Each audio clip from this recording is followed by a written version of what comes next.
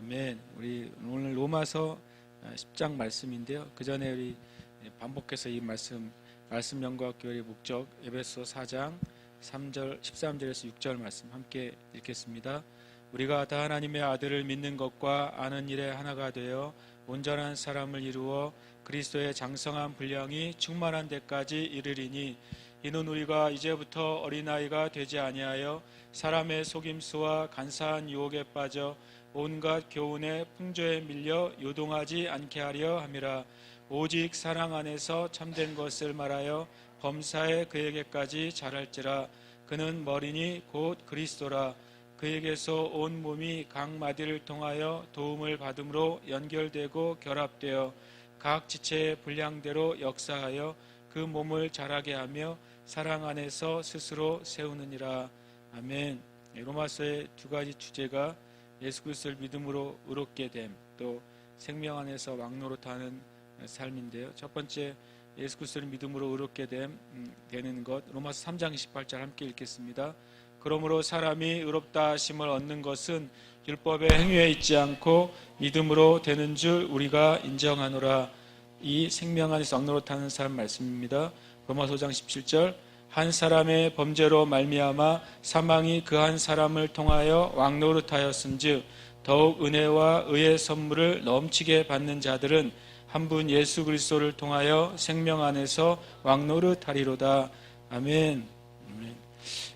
요마서 이 전체 내용을 한번 좀 지금까지 한 걸 살펴보면 1장에서 3장은 인류의 그 죄와 심판에 대해서 이방인도 유대인도 다 하나님의 그 죄의 기준에서는 미달되고 다 심판에 이르게 됐다라고 말씀하고 있습니다. 4장에서는 하나님의 의가 있는데 그 율법의 의도 있지만 율법의 의는 차별이 있는 의고 예수 그리스도로 말미암아 믿음으로 말미암는 의는 차별이 없는 의다라고 그 하나님의 의인 믿음의 의에 대해서 4장에서 설명해 줍니다. 그 다음에 5장에서 하나님의 의인 믿음의 의로 의롭게 된 그리스도인들이 가지게 되는 그 유익이 있다. 하나님과 화평케 되고 그 영광 안에서 영의 즐거움이 있고 또 생명 안에서 왕노릇하는 삶을 산다. 이게 5장의 내용입니다.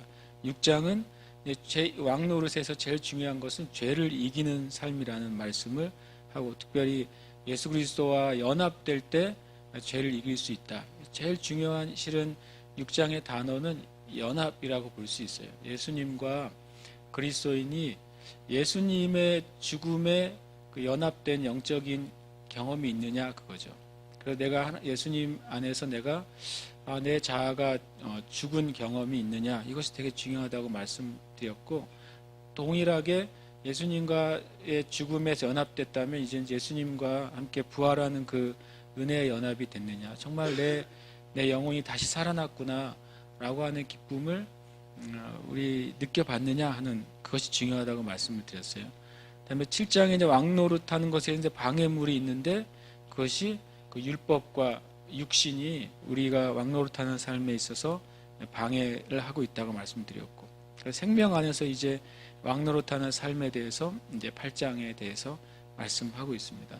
그 다음에 생명 안에서 왕노릇하는 그리스도인들의 특권이 무엇인지 되게 많았죠. 쭉쭉 있습니다. 그 다음에 이제 9장에서 11장이 하나님의 비밀 안에 이스라엘과 이방인의 구원에 대해서 이제 9장 11장 말씀하고 있다고 했고 지난주까지 이제 9장 말씀을 나눴습니다. 그래서 이제 오늘부터 이제 10장 말씀을 나누는데 우리가 집에서 10장 읽어보신 분 없죠? 있나요? 있으면 훌륭한 분이고 그래서 한번 읽겠습니다. 10장 로마서 10장 말씀입니다. 로마서 10장이 짧습니다. 굉장히. 그래서 우리가 함께 로마서 10장 말씀 우리 같이 함께 말씀 봉독하고 싶습니다. 로마서 10장 찾으시고 우리가 함께 로마서 10장 말씀 함께 한 목소리로 우리가 봉독하겠습니다. 형제들아 내 마음에 원하는 바와 하나님께 구하는 바는 이스라엘을 위함이니 곧 그들로 구원을 받게 함이라. 내가 증언하노니 그들이 하나님께 열심히 있으나 올바른 지식을 따른 것이 아니니라. 하나님의 의를 모르고 자기 의를 세우려고 힘써 하나님의 의에 복종하지 아니하였느니라. 그리스도는 모든 믿는 자에게 의를 이루기 위하여 율법의 마침이 되시니라. 모세가 기록하되 율법으로 말미암는 의를 행하는 사람은 그 의로 살리라 하였거니와 믿음으로 말미암는 의는 이같이 말하되 네 마음에 누가 하늘에 올라가겠느냐 하지 말라 하니 올라가겠느냐 함은 그리스도를 모셔 내리려는 것이요 혹은 누가 무저갱에 내려가겠느냐 하지 말라 하니 내려가겠느냐 함은 그리스도를 죽은 자 가운데서 모셔 올리려는 것이라. 그러면 무엇을 말하느냐? 말씀이 네게 가까워 네 입에 있으며 네 마음에 있다 하였으니 곧 우리가 전파하는 믿음의 말씀이라. 네가 만일 네 입으로 예수를 주로 시인하며 또 하나님께서 그를 죽은 자 가운데서 살리신 것을 내 마음에 믿으면 구원을 받으리라. 사람이 마음으로 믿어 의에 이르고 입으로 시인하여 구원에 이르느니라. 성경에 이르되 누구든지 그를 믿는 자는 부끄러움을 당하지 아니하리라 하니 유대인이나 헬라인이나 차별이 없음이라. 한 분이신 주께서 모든 사람의 주가 되사 그를 부르는 모든 사람에게 부요하시도다. 누구든지 주의 이름을 부르는 자는 구원을 받으리라. 그런즉 그들이 믿지 아니하는 일을 어찌 부르리요? 듣지도 못한 일을 어찌 믿으리요? 전파하는 자가 없이 어찌 들으리요? 보내심을 받지 아니하였으면 어찌 전파하리요? 기록된 바 아름답도다. 좋은 소식을 전하는 자들의 발이여 함과 같으니라. 그러나 그들이 다 복음을 순종하지 아니하였도다. 이사야가 이르되 주여 우리가 전하는 것을 누가 믿었나이까 하였으니 그러므로 믿음은 들음에서 나며 들음은 그리스도의 말씀으로 말미암았느니라. 그러나 내가 말하노니 그들이 듣지 아니하였느냐? 그렇지 아니하니 그 소리가 온 땅에 퍼졌고 그 말씀이 땅끝까지 이르렀도다 하였느니라. 그러나 내가 말하노니 이스라엘이 알지 못하였느냐? 먼저 모세가 이르되 내가 백성 아닌 자로서 너희를 시기하게 하며 미련한 백성으로서 너희를 노렵게 하리라 하였고 이사야는 매우 담대하여 내가 나를 찾지 아니한 자들에게 찾은 바 되고 내게 묻지 아니한 자들에게 나타났노라 말하였고 이스라엘에 대하여 이르되 순종하지 아니하고 거슬러 말하는 백성에게 내가 종일 내 손을 벌렸노라 하였느니라. 아멘. 10장 읽다 보면 실은 우리가 성경 읽으면서 암송했거나 아니면 이 모양 저 모양이라고 많이 들었던 그 요절 같은 구절들이 10장에 굉장히 많이 있다는 걸 알 수가 있어요. 그래서 10장 굉장히 은혜로운 또 중요하기도 한 그 말씀이기도 한 거죠. 그래서 오늘은 이제 앞에 부분 좀 나눌 수 있지 않을까 이렇게 생각이 듭니다. 10장 1절입니다. 10장 1절 한번 다시 한번 같이 읽어보겠습니다. 시작. 형제들아 내 마음에 원하는 바 하나님께 구하는 바는 이스라엘을 위함이니 곧 그들로 구원을 받게 함이라. 아멘. 여기서 이제 제일 우리가 한번 봐야 될 게 이거예요. 가장 중요한 관심이 뭐냐는 거죠. 바울 사도에게 있어서 이스라엘을 위함이니라고 말했어요. 내 마음에 원하는 바와 하나님께 구하는 바는 이스라엘을 위함이니. 여기까지만 딱 읽어보시고 거기다 이스라엘에다가 여러분의 부모님이 살아계신다면 부모님 이름을 딱 넣어보세요.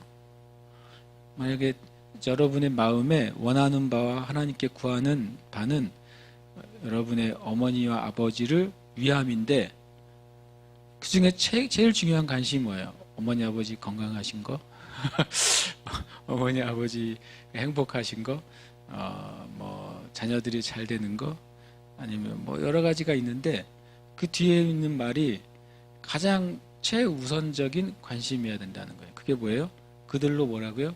구원을 받게 함이라. 이게 제일 우리 그리스도인들의 최고의 관심은 구원이어야 돼요. 아멘? 네. 그러니까 우리가 누구를 위해 구원하든 기도하든 또는 어떤 대상을 향해서 우리가 중보하든 그 대상을 향한 1차적인 최고의 관심은 구원이어야 됩니다. 아멘. 네.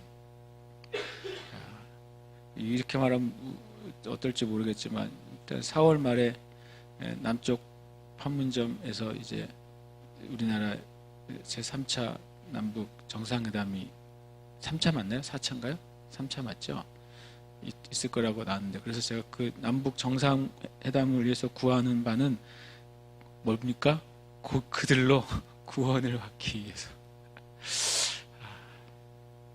하나님이 성경에 말했어요. 악한 자가 죽는 걸 원치 않으신다. 악한 자도 죽는 걸 원치 않으시고 살기를 원하신다 그랬어요.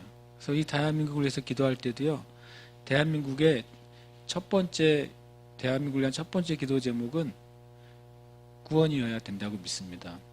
당연히 평화 통일을 위해서도 기도해야 되고요, 자유민주주의로 통일되고 대한민국을 향한 하나님의 부르심이 회복되고 또 복음 통일되고 또 이 대한민국이 거룩한 대한민국이 되고 또 선교한국이 되는 거 당연히 기도해야 되는데, 그건 다 대한민국을 위한 기도잖아요. 대한민국이 뭘 하는 거에 대한 기도잖아요. 제일 중요한 기도는 이 땅에 있는 백성들이 구원받도록 기도해야 돼요.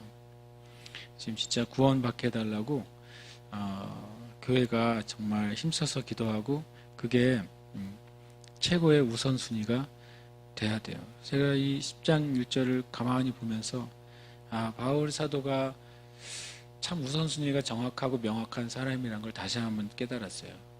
많은 기도의 제목이 있을 것이고 또 영적으로 하나님께서 가르쳐 주신 많은 것이 있을 텐데 1차적인 것은 최우선의 관심은 바로 구원이어야 돼요. 그래서 우리가 기도할 때도 먼저 구원부터 기도하십시오. 누구를 위해 기도하든. 주님이 구원하심에 대한 믿음의 확증을 주실 때까지. 주시면 그 다음부터는 감사하시고 그래야 되는 줄 믿습니다.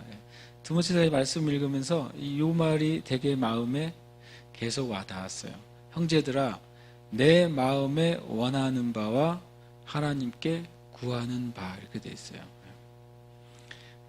그죠? 이게 원하는 거는 뭐가 원한다고요? 마음이 원한다고 써 있죠. 그렇죠? 그러면 구하는 건 뭘로 구하는 거예요? 뭘로 구해요? 입으로 구하는 거잖아요. 그죠? 마음에 있는 걸 내 입으로 어떤 형태로 구해요? 기도하는 형태로 좀 구하고 있는 거죠. 마음에서 원하는 거하고 입으로 말하는 거하고 어떤 거예요? 그 두 가지가 같은 거예요. 실은 이 세대가 마음에는 원이로되 육신이 아니라 입술이 약하도다. 그래서 마음에 있는 것과 입으로 말하는 것이 다 달라요, 사람들이. 그래서 일치가 안 돼요. 그래서 서로 속고 속인다고 성경에 말하고 있는 거죠. 우리 안에 이제 이 속 사람과 겉 사람이 일치가 돼야 돼요. 속 사람은 뭐예요? 우리의 심령이잖아요. 겉 사람은 우리의 보이는 모든 영역이에요. 원래는 그렇게 돼야 정상인 거죠. 그러니까 성경적으로 봤을 때 영이 건강한 사람은 육신도 건강해져야 돼요. 성경적으로 보면요. 영이 충만한 사람은 육신적으로 충만하게 되도록 하나님이 뭐 하신 거예요? 창조하셨어요.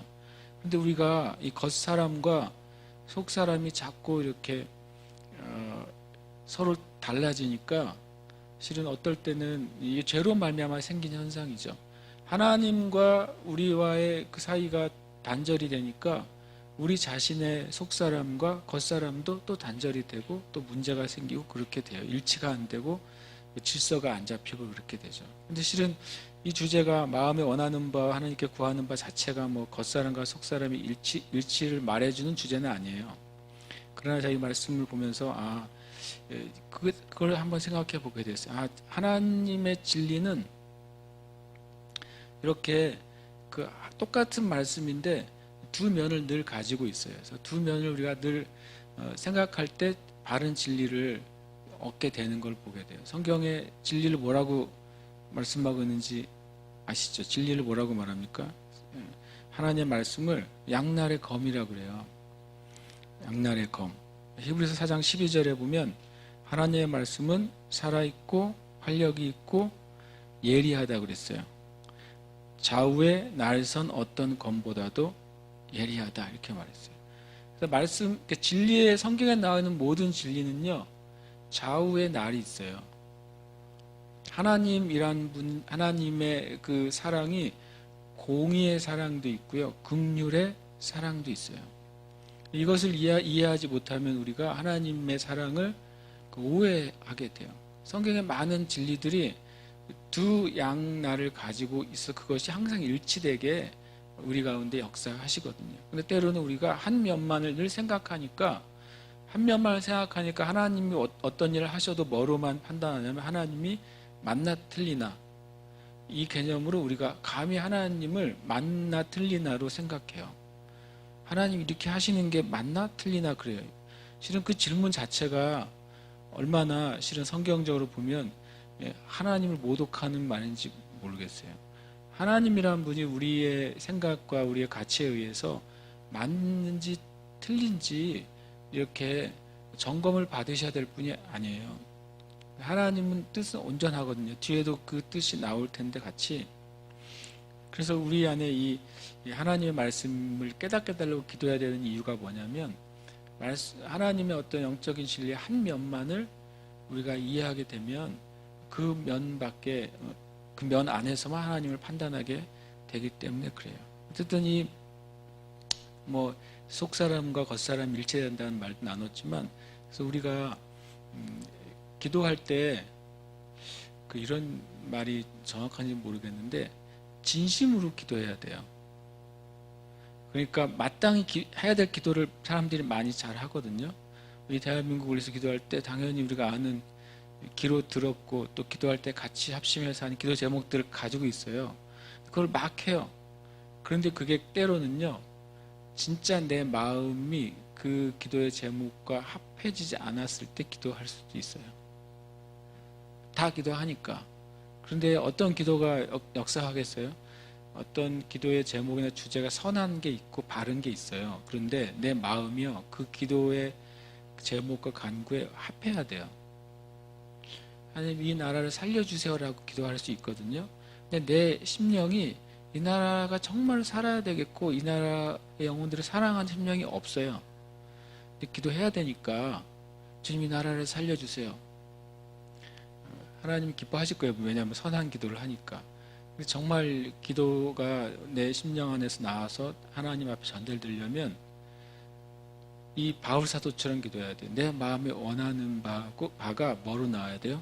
기도로 나와야 돼요. 내 마음의 심령이 진짜 깨달아진 것이 기도로 나와야 돼요. 내 심령에 진짜 가득한 것이 찬양으로 나와야 돼요.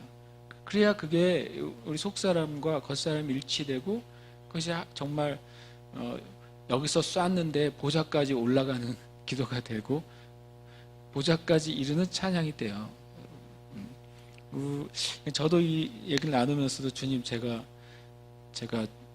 마음의 속사람과 속사람이 동해서 흘러넘쳐서 나오는 기도와 찬양이 얼마나 될까요? 이런 마음도 제가 가지게 돼요.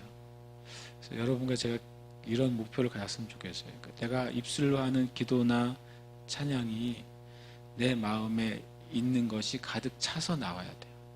그렇게 되면 그것은 우리 자신의 심령에도 엄청난 유익이 되지만 그래서 굉장히 큰 역사가 나타나게 될 거예요. 그렇게 교회가 그렇게 기도할 수 있게 된다면 정말 마귀가 두려워하겠죠. 그런 일이 계속 연속적으로 벌어진다면. 요즘 참 이 대한민국의 그 뉴스를 보면 할 말을 잃잖아요. 할 말을 잃고. 그래서 제가 이런 생각했어요. 야, 하나님 무섭는 분이란 게 어떻게 알 수 있냐면 사람이 선하고 나쁘고 어쨌든 지도자들에 대해서는 뭘 요구해요? 자기는 악한데도 뭘 요구해요? 거룩을 요구하는 거예요. 요즘요. 그거 되게 너무 주님께 감사하더라고요. 아무리 인기가 좋았던 유명인이나 연예인이나 정치인이어도 묘하게도 이 땅에 있는 백성들이 그만큼 거룩하지 않거든요. 그런데 그 앞에 서 있는 사람은 어떻기를 바래요? 거룩하기를 바래요. 지금 지도자들이 다 지금 다 모가지가 날아가고 있잖아요. 문화계, 연예계, 정치계 지도자들이 뭐 하나 때문에 거룩하지 않은 게 드러난 거예요. 거룩하지 않은 현실은 훨씬 더 많을 거예요. 거룩하지 않은 상태는 지금보다 수십 배, 수백 배가 많을 건데 드러나는 사람은 일단 다 목이 잘려 나가요, 지금. 하나님 이 나라를 신기한 방향으로, 신기한 방법으로 바꿔 나가시네, 이런 생각을 좀 해요. 그러니까 두렵더라고요. 더 두려운 거죠. 그동안 우리 안에 속사람과 겉사람을 다르게 살아도 안 들키면 된 거죠. 근데 이제는 하나님이 이상한 방법으로 들키게 만들고 있고, 그걸로 주님 가라지를 추수하고 계세요. 지금 가라지를 추수하시고 나면 뭐 하시겠어요? 그 다음에 알곡을 추수하시거든요. 그리고 어떤 면에서 주님 우리 자신을 주님 앞에 좀 돌아보고 그 진리의 하나님의 하시는 일이 온전히 성취되도록 기도해야 될 것 같아요. 2절 3절 같이 한번 보겠습니다. 내가 증언하노니 그들이 하나님께 열심은 있으나 올바른 지식을 따른 것이 아니니라. 하나님의 의를 모르고 자기 의를 세우려고 힘써 하나님의 의에 복종하지 아니하였느니라. 아멘. 실은 오늘 제 목표는 4절까지예요. 아주 간단하죠. 이제 즐거운 수요일이 되겠죠. 근데 가봐야죠. 어쨌든 그런데 이 2절 3절에 제가 이 질문을 하게 됐어요. 내가 증언하노니. 실은 의외로 10절이 굉장히 만만치 않은 10장이 만만치 않은 장이에요. 의외로 한마디 한마디가 되게 무게감이 있다고 느껴져요. 내가 증언하노니 라고 이 얘기를 하는 거예요. 내가 증언을 하는데 그들이 누구예요? 그들이 이스라엘 사람들이거든요. 그들이 하나님께 뭐가 있어요? 열심이 있대요. 그런데 뭐가 잘못됐어요? 지식이 잘못됐어요. 그래서 하나님의 의를 모르고 자기 의를 세우려고 힘써서 했는데 결과가 하나님께 불순종하는 결과를 낳은 거예요. 이것처럼 억울한 게 어디 있어요? 진짜 열심히 했는데, 하나님을 위해서 진짜 열심히 했는데 나중에 하나님이 나는 널 몰라 이렇게 말씀하신 거예요. 바울 사도가 볼 때 이스라엘의 상태가 어떠냐면 이 온 세상의 민족 가운데 하나님을 향한 특심이 있는 민족이 바로 이 이스라엘 백성인데, 하나님이 이스라엘 보고 난 너희를 모른다 그러는 그런 상태가 돼버린 거예요. 그러니까 바울 사도가 9장에서 뭐라고 해요? 내 생명을 걸고서라도 이 민족이 돌이키고 주님 만나기를 원한다고 말하잖아요. 근데 제가 이제 첫 단어가 딱 마음에 딱 걸리더라고요. 내가 증언하노니. 증언할 수 있는 사람이 어떤 사람일까요? 증언할 수 있는 사람. 증언.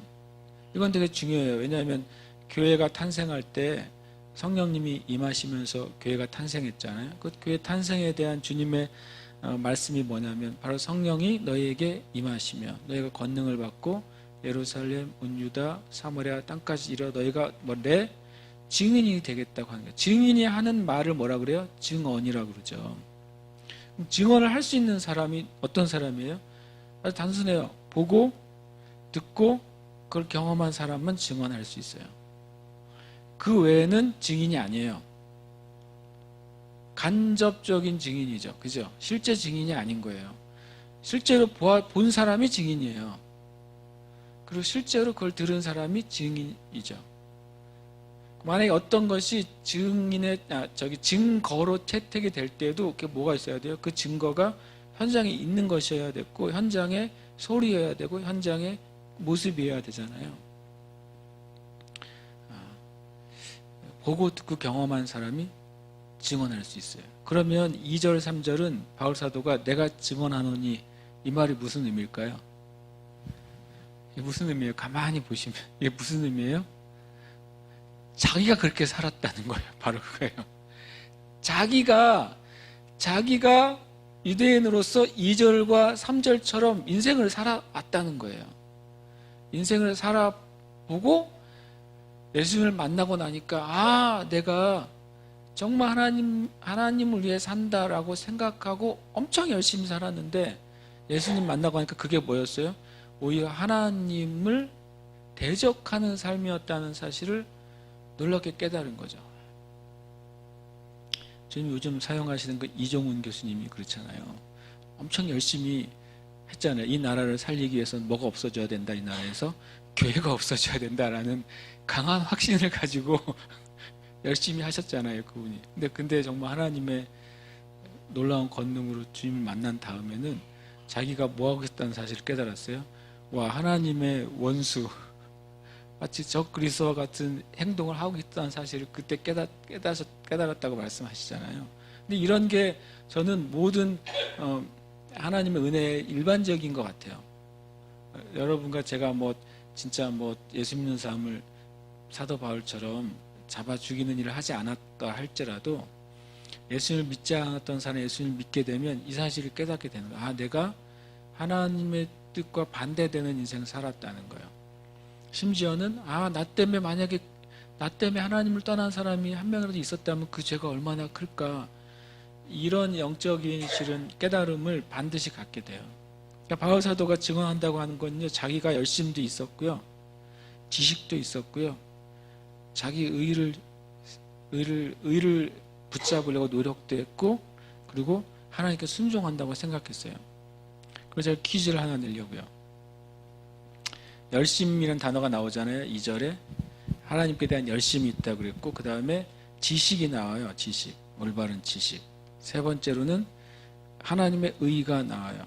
그 다음에 이제 복종이라는 단어가 나와요. 네 단어 다 굉장히 좋은 단어잖아요. 그죠? 열심과 지식과 하나님의 의와 복종. 그런데 이 네 가지 중에서 가장 첫 번째 나머지 모든 것을 결정하는 키가 뭘까요? 이 네 가지를 다 한꺼번에 결정을 하게 되는 첫 번째 키 혹은 첫 번째 카드가 있어요. 뭘까요? 지식? 또 누구요? 나오나요? 네.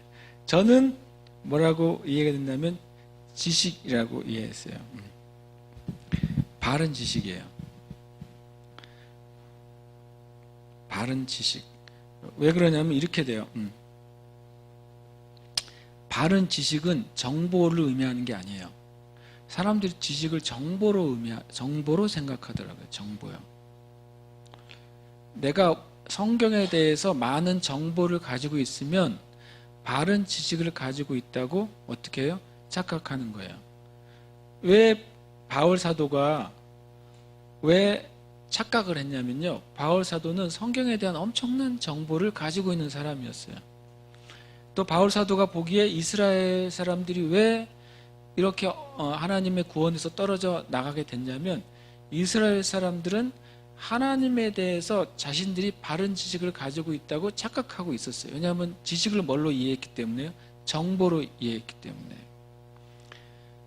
잘은 모르겠지만 지금 현대에 많은 신학자들이나 목사님들이 있어도 예수님 시대에 바리새인이나 사두개인만큼 성경을 외우는 사람은 없을걸요, 아마. 그럴 거 아닙니까? 예수님 시대의 바리새인들은 성경을 통째로 외웠고, 오히려 지금 현대 시대에도 유대인 랍비들 중에는 성경을 외우는 사람들이 많을 거예요. 그런데 저는 이 기독교의 어떤 목사님이 성경을 다 외운다는 얘기 잘 못 들어봤어요, 아직. 기독교의 어떤 신학교의 신학자가 성경을 다 외우고 있다는 얘기 잘 못 들어봤어요. 있을 거라고 저는 생각해요. 그리고 더 많았으면 좋겠어요. 그런데 그것을 가지고 있다고 바른 지식이 아니에요. 저희 신대원 동기 중에 한 목사님이, 저보다 연배가 많은 분이신데 좀 이제 직장 생활을 하다가 나중에 이제 신대원을 오시게 되셔서 저희 동기예요. 저보다 나이가 많은 분이죠. 근데 그분이 신학교를 졸업하고 신기하게도 성경을 헬라어로 외우는 일을 하셨더라고요. 계속 성경을 헬라어 외우다가 이제 책을 하나 쓰셨어요. 헬라어 어떤 성경을 가지고 헬라어의 뜻을 가지고 원어를 가지고 책을 내셔서 이제 다른 교수님이나 선배 목사님들이 훌륭한 일을 한다고 이렇게 서문 읽는 걸 보고 저도 사서 보고 읽었어요. 그 내용은 제가 판단하지는 않겠지만 그분은 잘 하고 계세요. 지금도 계속 외우고 계신다고 그래요. 그래서 그런 노력이 있는 게 참 너무 귀한 것 같아요. 근데 좀 이제 그거하고 다른 방면을 그렇게 그분이 다 외웠다고 해서 성경의 바른 지식을 갖고 있다고 말할 수는 없단 말이에요. 그것이 훌륭한 일임에도 불구하고. 그래서 바른 지식은 정보가 아니라 뭘까요? 정보가 아니라 하나님의 뜻이에요. 바른 지식은, 성경에 대한 바른 지식은 뭐냐면 성경 안에 있는 하나님의 뜻이 바른 지식이에요. 바울서가 이걸 몰랐어요. 이 바른 지식을 깨닫지를 못했어요. 성경을 달달달 외우면서도 당시에 가장 엄격한 그 랍비 계열인 가말리엘 문화 안에서 성경을 엄격하게 공부하고 바리새인으로 살아왔음에도 불구하고 하나님의 뜻을 몰랐어요. 하나님의 구원의 뜻이 뭔지 몰랐고 하나님의 의를 이루는 삶이 뭔지를 몰랐고, 그리고 모세의 오경을 달달달 외우면서 그 하나님의 그 레위기의 그 제사의 진정한 의미가 무엇인지 몰랐어요. 그게 뭐예요? 정보는 알았는데 하나님의 뜻을 모르는 거예요. 저도 주님께 기도해요. 실은 주님, 제가 성경을 저는 좋아해요. 성경을 사랑한다고 말할 수 있는지 잘 모르겠죠. 성경은 참 저는 좋아해요. 그냥 가지고 다니는 것도 좋아해요. 그래가지고 한때 사모님이 좀 별로 안 좋아했어요. 성경을 읽지도 않은 성경을 막 5권, 6권 들고 다녀가지고 나한테 진짜 그 성책을 읽냐는 의심의 눈초리를 날 쳐다본 적도 있고, 그래서 필요한 것만 읽는다고 나는 변명을 하고 성경을 가방에 한 5권 들고 다니면서도 뭔가 부족하다고 느껴가지고 뒷주머니에도 성경책 하나 또 넣고 다니고 그러고 다녔거든요. 많은 시간을. 그랬어요. 그래서 좋아해요. 저는 성경을 그냥 좋아요. 이거는 그냥 뭐 설명하기 좀 어렵고 성경이 그냥 좋아요. 만약에 어디 가서 돈이 있는데 새로운 성경이 나오면 사고 싶어요. 막 안 사도 되거든요. 안 사도 되고 뭐 안 사도 상관없죠. 그거. 근데 그 새로운 성경이 나오면 가서 막 사고 싶어요. 그 이상한 뭐 컬렉션도 아니고 내가 원래서 뭐 하려고 하는 것도 아니고. 그런데 이제 제가 깨닫는 거죠. 주님, 제가 이거를 진짜 성경의 말씀을 정보가 아니라 주님의 뜻으로 정말 보지 않으면 굉장히 속는 거예요. 속을 수가 있어요. 우리가 정보를 많이 알면 알수록. 글쎄요, 잘은 모르지만 우리가 신앙생활 한 이후에 지금만큼 이 대한민국 안에 이렇게 말씀을 가르쳐주는 학교나 세미나나 스쿨이나 어떤 그런 게 많았던 시절이 없는 것 같아요. 지금은요, 인터넷만 하나 치면 뭐 정말 수백 군데에서 성경 공부를 가르쳐주는 프로그램이나 과정이 엄청 많습니다. 그런데 제가 생각해 봤어요. 거기서 정보가 아니라 하나님의 뜻을 가르쳐 주는 곳은 몇 곳일까? 하나님이 보시기에. 하나님의 뜻을 나누어 주는 그런 세미나나 하나님의 뜻을 단순히 성경을 가르치는데 성경 안에서 하나님의 뜻을 가르치는 이런 경우도 있어요. 하나님의 뜻을 얘기를 하는데 성경을 안 가르치는 곳도 있어요. 예를 들어서 약간 선지자적인 그런 사역자들은 메시지를 하실 때 1시간 동안 메시지를 하는데 성경을 한 군데도 안 찾아요. 하나님이 이렇게 말씀하셨다고 막 얘기를 하거든요. 하나님의 뜻은 이것이라고 얘기하고 막 얘기를 해요. 그럼 1시간, 2시간 설교를 하시거든요. 그럼 굉장히 은혜롭고, 와, 저번에 어떻게 저런 깊은 계시를 받았을까 이런 생각이 들어요. 실은 저도요. 그런데 제가 가끔 퀘스천을 갖는 게, 그러면 그 하나님의 뜻이 어떤 말씀에 의해서 풀어졌을까가 궁금한 거예요. 저는. 제가 항상 성경을 좋아한다고 그랬으니까. 그런데 제가 이제 제 마음에 그냥 개인적인 소원은 성경을 메신저들이 말했으면 좋겠고, 성경 안에서 정보가 아니라 하나님의 뜻을 나눠줬으면 좋겠어요. 그러면 더 명확할 것 같아요. 그리고 더 정확할 것 같고, 그것이 누구도 그 하나님의 말씀과 뜻에 대해서 거절하지 못할 것 같아요. 여러분, 이 말씀을 드려요. 왜냐하면 바른 지식이 생겨야 신앙에 어떤 게 생겨요? 바른 방향이 생겨요. 그래야 열심히 가치가 있어요. 바른 지식을 가지고 있어야 신앙의 방향이 정확해지고 거기서 열심을 내야 하나님이 인정하는 열매가 생긴다고요. 근데 바른 지식을 제가 뭐로 이해했냐면 그 나침반과 같은 방향이라고 생각했어요. 여기서 직각의 방향이 있는데 거기서 0.1도만 딱 떨어지게 방향을 내가 잡으면 1m 사이에서는 몇 센치도 차이가 안 나겠죠. 그런데 계속 그걸 향해서 그건 오히려 방향이 잘못되면 열심을 내는 만큼 본질에서 멀어져요. 그 이상한 현상인 거죠. 방향이 바로 잡히지 않으면 수고하고 열심을 내고 최선을 다하는 만큼 더 망가져요. 하나님의 뜻 안에서요. 그래서 방향이 제일 중요한데 그 방향은 어디서부터 나온다고요? 지식에서 나와요. 지식은 정보가 아니라 하나님의 뜻이다. 그래서 여러분 말씀을 읽으실 때 먼저는 하나님이 뭐라고 말씀하시는지 명확히 알게 되기를 축복해요. 그리고 그 안에서 말씀 안에서 하나님의 뜻이 뭔지, 하나님이 왜 이 말씀 하셨는지 그거를 정말로 눈을 크게 뜨고 살펴봐야 돼요. 그래야 우리의 말과 행위의 방향이 정확해지고 거기서 맺는 열매만 하나님이 받으세요. 하나님은 어떤 면에서는 정말 냉정한 분이에요. 얼마 전에 많이 이정훈 교수님이 그랬잖아요. 그리스도인들이 가슴은 뜨겁고 뇌도 뜨거우면 안 된다. 뇌는 차가워야 된다. 그렇게 말씀하시는데 그러면서 맞는 말이다. 성경에서 그래서 차갑든지 뜨겁든지 하라 그러잖아요. 네가 차갑든지 뜨겁든지 하라. 그렇지 않고 어떻게 하면 미지근하면 내가 입에서 토해내겠다 그러잖아요. 뭐 그렇게 적용해도 될까? 내가 그걸 동영상을 보면서 그 생각도 했는데 차갑든지 뜨겁든지 그것은 분명히 그것도 양날의 검이잖아요. 그죠? 두 면을 가지고 있어요. 우리가 하나님 앞에서 어떤 면은 굉장히 차갑고 냉철하게 판단해야 되는 면이 있고 어떤 면에서는 뜨겁게 우리의 이성과 우리의 잣대를 뛰어넘어가지고 정말 삶 전체를 들여가지고 뜨겁게 주님의 일을 섬겨야 되는 일도 있어요. 이게 구별이 안 되니까 차가워야 되는데도 미지근하고 뜨거워야 되는데도 미지근한 거죠. 이게 이제 우리의 이 땅의 교회 주님이 보실 때 실은 죄죠.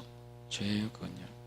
그리고 이 마지막 걸 꼭 기억하시면 좋겠어요. 바른 지식은 정보가 아니라 하나님의 뜻이에요. 그래서 하나님의 뜻에 대해서 잠깐 보면 이건 같이 읽어볼까요? 시작. 생각이 바뀌는 것, 바른 지식을 갖는 것이 하나님의 음성을 듣는 뭐라고요? 열쇠입니다. 그러니까 바른 지식을 갖는 것이 하나님의 음성을 듣는 열쇠예요. 그것이 바른 지식을 갖는 건 뭐냐면 내가 바른 지식을 갖는다고 하는 것은 뭐가 바뀌는 거라고요? 생각이 바뀌어야 돼요. 여러분과 저의 생각이 바뀌어야 돼요. 그걸 정확하게 설명해 주는 말씀은 우리가 너무나도 잘 아는 말씀이에요. 우리가 한 몇 주 뒤면 만나게 될 그 말씀이에요. 다시 읽어볼까요? 시작. 너희는 이 세대를 본받지 말고 오직 마음을 새롭게 함으로 변화를 받아 하나님의 선하시고 기뻐하시고 온전하신 뜻이 무엇인지 분별하도록 하라. 아멘. 제가 여러 번 어렸을 때 겪었던 게 뭐냐면 여름 수련회, 겨울 수련회 갔다 오면 굉장히 은혜가 충만해요. 약발이 일주일을 안 가요. 수련회 갔다 온 주일날은 새벽 예배가 엄청 많이 모여요.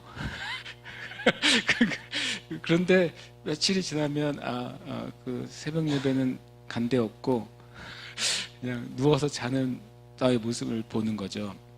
왜 그럴까 제가 생각해 봤어요. 왜냐하면 그게 저는 제가 모태신앙이잖아요. 그걸 많이 반복했으니까. 그러다 보면 나중에 이렇게 원래 그런 거야 라고 생각하기도 해요.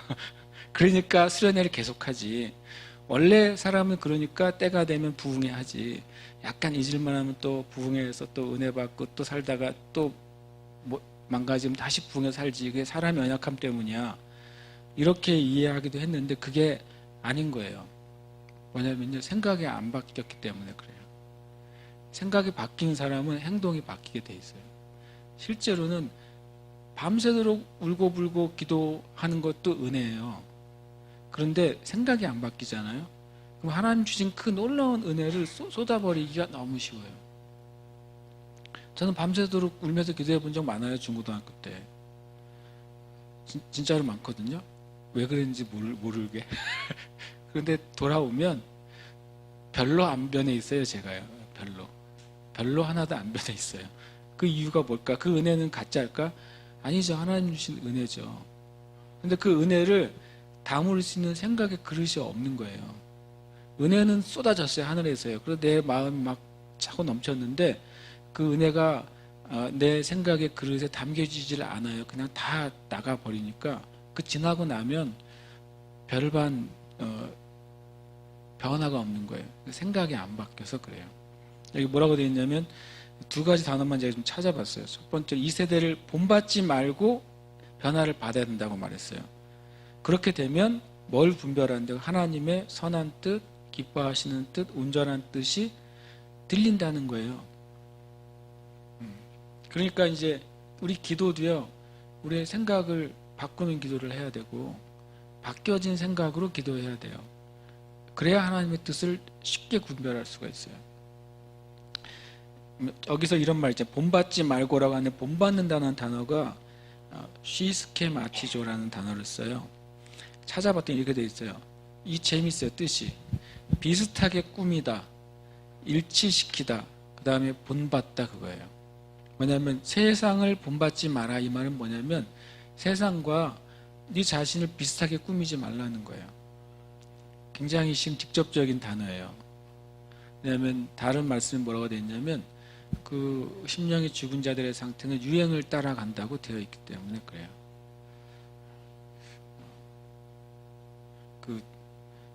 하나님의 영적인 흐름을 따라가지 못한 거에는 안타까워하지 않는데 새로 유행한 헤어스타일을 못하는 것 때문에 안타까워하는 수많은 젊은이들을 보게 돼요. 새로 나온 이 봄, 여름 컬렉션을 따라서 새 옷을 백화점에서 사지 못하면 굉장히 자존심 상해하는 수많은 사람들이 이 나라에 있다는 걸 생각하게 돼요. 그게 실은 이 세대를 본받는 거예요. 새로운 옷이 죄도 아니고 악도 아닌데요. 이 세대를 쫓아가고 비슷해지고 그걸 하기 위해서 하나님의 거에 대해서 다 잊어버리고 사는 거예요. 그것을 쫓아가는 거죠. 계속. 그래서 이 세상은 때만 되면 계속 새로운 것을 줘서 그걸 쫓아서 오게 만드는 거예요. 옛날에 그 개를 어떻게 잡았게요? 개를 이렇게 개가 으르렁거리고 말 들으니까 개 앞에 이렇게 개가 좋아하는 먹이를 점점점점 놔주는 거죠. 그러면 이거 먹고 그 다음 거 또 보면 또 그 다음 거 먹고 쫄쫄쫄 따라가다 보면 개장수한테 잡혀요. 실은 이제 마귀가 그런 식으로 하는 것 같아요. 처음부터 일에서 아주 건너뛰어가지고 백으로 우리를 바꾸려고 하질 않아요. 마귀가 어떻게 바꾸냐면 처음에 딱 하나만 딱 놔줘요. 조금 내가 좋아 보이는 거. 그러면 이것은 완전히 세상적이지도 않아요. 완전히 죄도 아니에요. 근데 우리가 분별력이 없으면 그거를 따라가요. 그러고 나면 그 다음 게 또 있어요. 그 다음 단계. 그럼 계속 그런 식으로 그거 먹고 가다 보면 어느 순간 나의 영적인 자리가 하나님 원래 주셨던 처음에 그 본질로부터 엄청나게 멀어져 있는 거예요. 그래서 주님이 세대를 본받지 말라. 세대를 쉬스케마티조 하지 마라. 그거를 비슷하게 꾸미려고 하지 마라.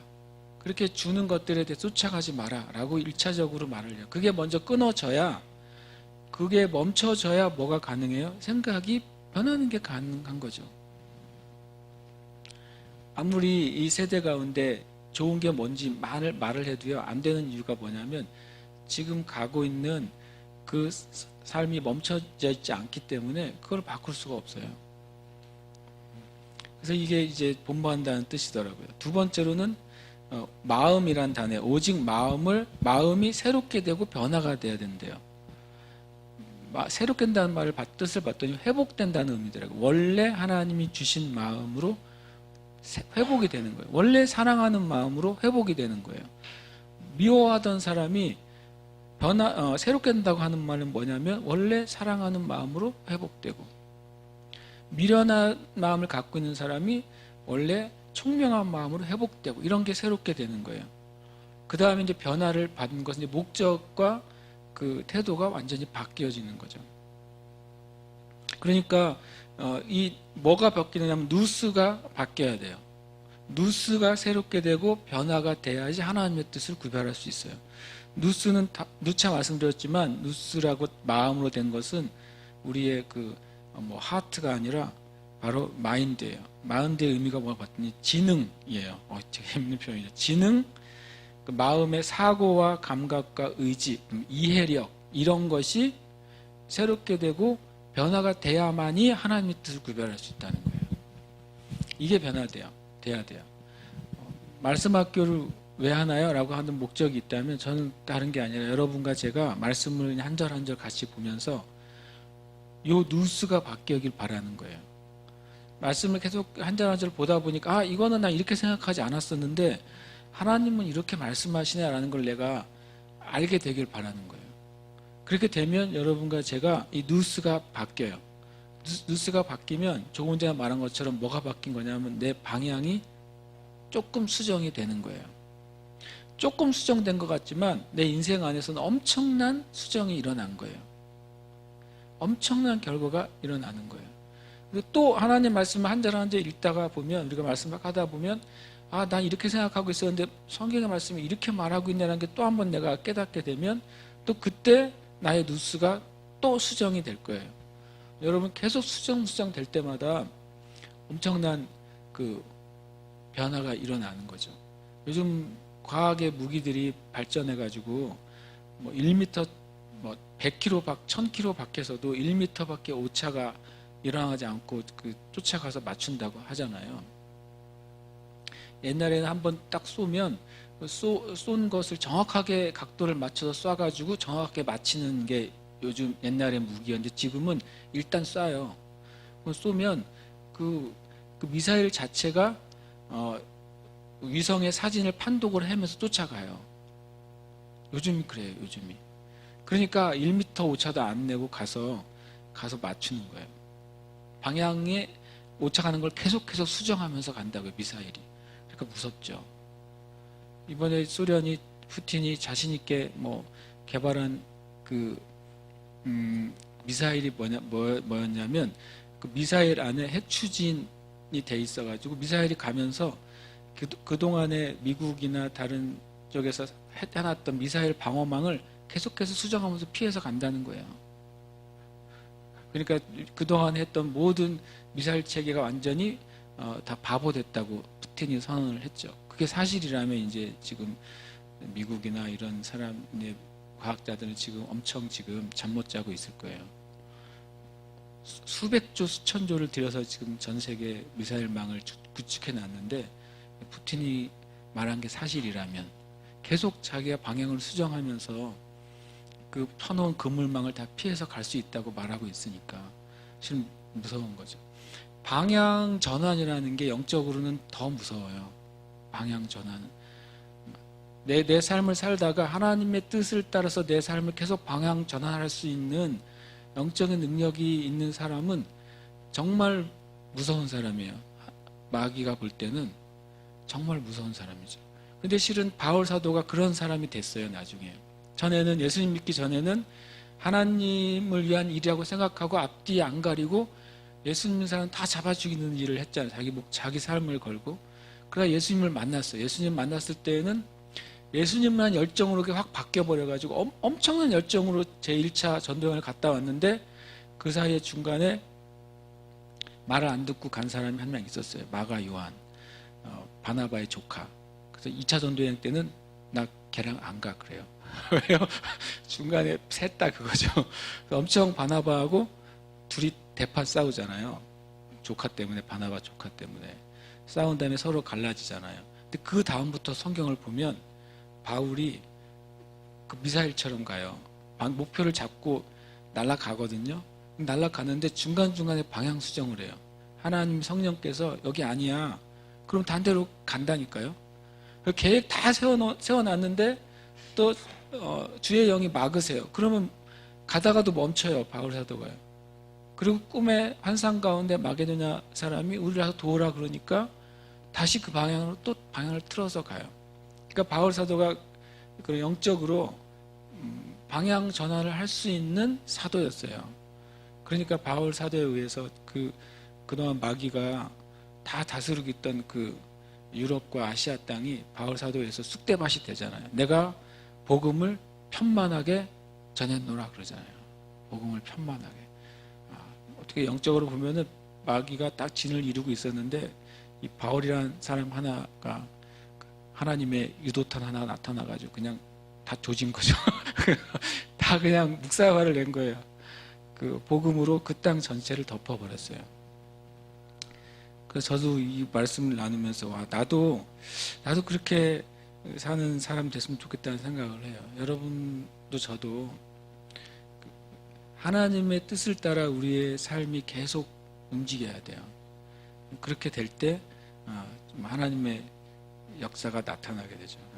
사고방식이 바뀌지 않는 사람은 오래 가지 못해요. 그 하나님이 주신 그 비전을 성취하기까지 오래 가지 못해요. 왜냐하면 자기 열심히 다하면 그 비전도 끝나요. 환경과 상황이 닿으면 비전도 끝나요. 우리가 가지고 있는 육체적인 자원, 물질적인 자원, 그런 자원이 끝나면, 인간적인 자원이 끝나면 그 비전도 끝나요.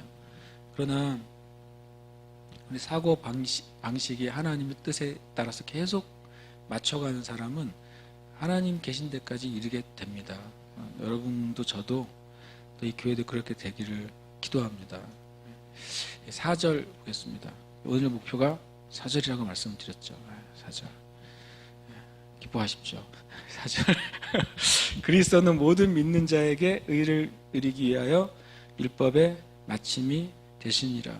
알고 보면 로마서 10장을 가만히 보시면 10장의 초반의 내용은 뭐와 연결이 되어 있냐면 뭐와 연결이 되어 있을까요? 9장 연결이 되어 있는 것을 알 수 있어요. 왜 10장 1절에 형제들아 내 마음이 원하는 바 구하는 바가 이스라엘의 구원이라고 말했냐면 바로 위에 보면 9장 보세요. 9장 30절 보면 이렇게 말씀하게 돼요. 그들은 그런즉 우리가 무슨 말을 하리요? 의를 따르지 아니한 이방인들인 의를 얻어버렸어요. 그 의가 뭐예요? 이 율법의 의거든요. 율법의 의를 따라가지 않은 이방인들은 의를 얻었고 반대로 31절에 보면 의의 법, 율법을 따라간 이스라엘은 그 율법을 성취하지 못했어요. 그러니까 결과가 어떻게 돼요? 어찌 그러하냐? 이 32절에 보면 이는 그들이 믿음을 의지하지 않고 행위를 의지했기 때문에 그 한계에 부딪혀 버렸다는 거예요. 그래서 내가 마음에 원하고 구하는 바는 이스라엘이 구원받기를 원한다는 거예요. 왜냐하면 그들이 왜 부딪혔냐면 그들이 열심히 있는데 의를 추구하긴 하는데 하나님께 복종하려고 하는데 그들이 왜 부딪혔는가? 왜냐하면 바른 지식이 없었기 때문에 부딪혔다 그거죠. 그럼 바른 지식이 뭐냐는 거예요. 바른 지식이 이 4절부터 시작돼요. 4절의 결론이면서 시작이에요. 그리스도가 바른 지식이에요. 그리스도가 바른 의예요. 그리스도가 바른 방향이란 말이죠. 왜 그런가? 왜 예수님이 결론이신가? 이거를 4절에서 4장의 결론을 내놓고 나머지 얘기를 시작해요. 실은요. 그리스도는 모든 믿는 자에게 의를 이루기 위하여 뭐가 된다고요? 율법의 뭐라고요? 마침이 된다 그랬어요. 율법의 마침은 율법의 끝이라는 거예요. 굉장히 재밌는데 율법이 600 몇 가지라고 그랬습니까? 613가지. 그게 다 이루어지고 나면 맨 끝에 누가 서 계신다고요? 예수님 서 계신다는 거예요. 바울 사도의 말은. 그건 또한 완성이시라고 말할 수 있죠. 이게 왜 중요하냐면 제가 이렇게 한번 정리를 해봤어요. 하나님의 첫 번째 의가 뭐죠? 첫 번째 의가요? 첫 번째 의가 이걸 보시면 이 로마서 3장 21절 같이 읽어볼까요? 시작. 이제는 율법 외에 하나님의 한 의가 나타났으니 여기까지만요. 율법 외에 뭐가 나타났다고? 하나님의 의가 나타났어요. 그럼 율법이 뭐예요? 하나님의 첫 번째 의예요. 그죠? 율법이 첫 번째 의고 그 첫 번째 의 외에 또 다른 하나님의 의가 나타났어요. 그러면 두 번째 의는 뭐예요? 로마서 3장 32절에 함께 읽겠습니다. 시작. 곧 예수 그리스도를 믿음으로 말미암아 모든 믿는 자에게 미치는 하나님의 의, 이거예요. 이 두 번째 의는 길어요. 설명 뭐라고 했냐면 두 번째 하나님의 의는 뭐냐면 첫 번째 하나님의 의는 뭐라고요? 율법입니다. 율법이 하나님의 의예요. 이걸 율법을 우리가 거절하거나 거부하면 안 돼요. 이것이 하나님 첫 번째 의니까. 두 번째 하나님의 의는 길어요. 숨을 크게 쉬고 한 번에 읽어야 돼요. 예수 그리스도를 믿음으로 말미암아 모든 믿는 자에게 미치는 하나님의 의가 두 번째 의예요. 믿음의 의라고 말하는 거예요. 그런데 설명을 되게 자세하게 놨어요. 예수 그리스도를 믿음으로 모든 자에게 미쳐지는 하나님의 의가 두 번째 의예요. 그러니까 다시 보면 하나님의 첫 번째 의는 뭐예요? 율법입니다. 율법. 율법을 완성해야 누구로부터 의롭다함을 받아요? 하나님부터 의롭다함을 받도록, 율법을 행해야 의롭다함을 받도록 바리새인이 정한 게 아니에요. 누가 정한 거예요? 하나님이 정하셨어요. 하나님이 정하신 것은 영원합니까? 중간에 맞춰집니까? 영원합니다. 그래서 율법의 의는 영원해요. 율법의 의가 끝난 게 아니에요. 지금도 율법의 의는 영원합니다. 그런데 우리가 왜 율법으로 의롭게 되지 않을 수 있냐면 이렇게 돼 있어요. 근데 율법이 어떻게 됐다? 사람이 실패했어요. 율법의 의를 통해서 율법을 이루어서 하나님의 의를 얻는데 인간이 실패했다는 거예요. 실패했어요. 실패하니까 그런데 뭐가 변하지 않아요? 그러나 하나님의 의인 율법은 뭐예요? 변하지 않아요. 의를 얻으려면 율법이 어떻게 해야 돼요? 성취가 돼야 돼요. 무조건. 하나님은 안 변하시거든요. 근데 인간은 실패했어요. 그래서 실패했기 때문에 첫 번째 의가 실패했기 때문에 첫 번째 의가 실패한 게 아니라 첫 번째 의를 이루려고 하는 인간의 시도가 실패했어요. 그래서 하나님이 두 번째 의를 주신 거예요. 하나님의 두 번째 의는 뭐라고요? 네, 믿음이에요. 네. 믿음으로 의롭게 되도록 주님이 두 번째 의를 주셨어요. 첫 번째 의가 잘못돼서가 아니라 첫 번째 의를 이루는데 인간이 실패했기 때문이에요. 하나님이 잘못된 게 아니라. 그래서 믿음이 두 번째 하나님의 의를 얻을 수 있는 길이 됐어요. 근데 문제는 사람 안 되니까. 그래서 예수 그리스도가 뭐를 완성하셨다고요? 율법을 완성했어요. 그래서 뭐를 이루신 거예요? 첫 번째 의를 예수님이 어떻게 했어요? 이루신 거예요. 사람은 실패한 것을 예수님이 첫 번째 의를 이루셨기 때문에 지금 예수님께 뭐가 생긴 거예요?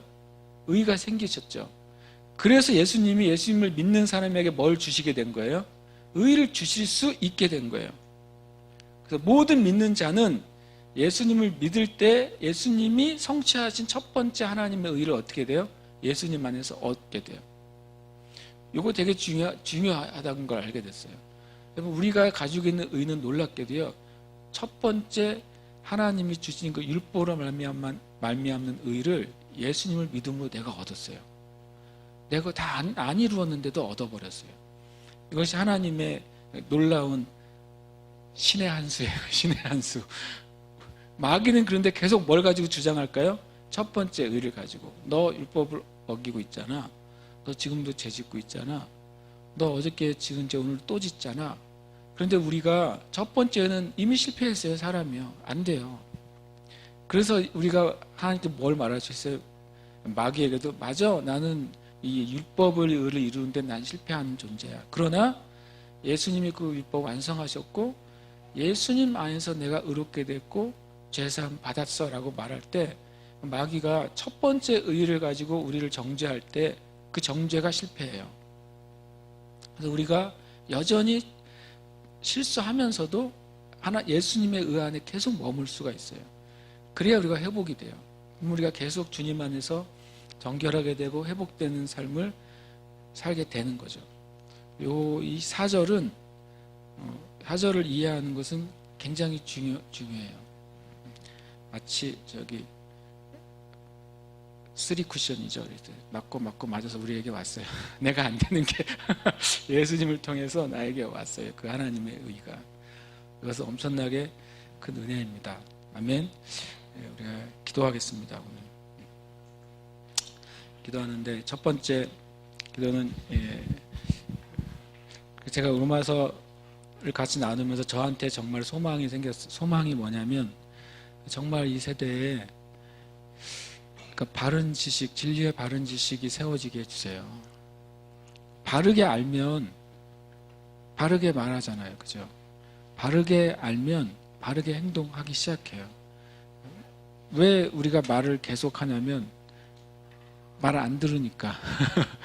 근데 바른 것을 알게 되면 누가 말하지 않아도 그걸 행하게 됩니다. 그래서 첫 번째 기도 제목은 이거예요. 주님, 이 세대의 교회들과 성도들, 또 우리 새 예루살렘 교회가 하나님의 그 진리의 바른 지식을 갖게 해주세요.